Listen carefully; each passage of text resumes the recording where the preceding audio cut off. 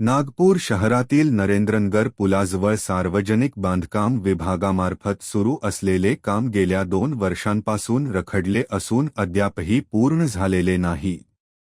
या रखडलेल्या कामामुळे नागरिकांना मोठ्या प्रमाणात त्रास सहन करावा लागत असल्याने महाराष्ट्र नवनिर्माण सेनेच्या पदाधिकाऱ्यांनी सार्वजनिक बांधकाम विभागाच्या मुख्य अभियंत्यांना निवेदन देत तातडीने काम पूर्ण करण्याची मागणी केली आहे। मनसेच्या निवेदनानुसार पुलाजवळ सुरू असलेल्या कामाचा वेग अत्यंत संथ असून त्यामुळे परिसरातील वाहतुकीवर परिणाम होत आहे।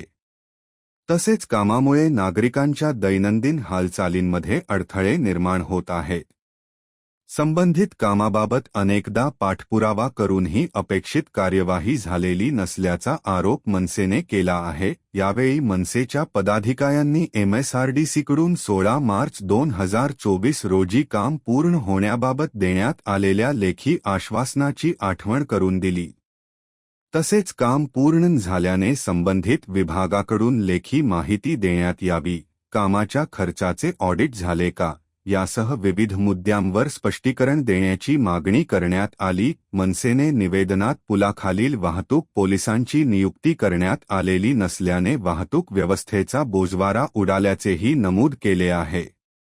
विभागाकडून कुठलीही ठोस कारवाई होत नसल्याने नागरिकांमध्ये नाराजी वाढत असल्याचे सांगण्यात आले। मनसेने प्रशासनाला इशारा देत पुढील 3 दिवसांत कामासंदर्भात सकारात्मक निर्णय घेऊन कार्यवाही सुरू करावी, अन्यथा तीव्र आंदोलन छेडण्यात येईल, असा इशारा दिला आहे।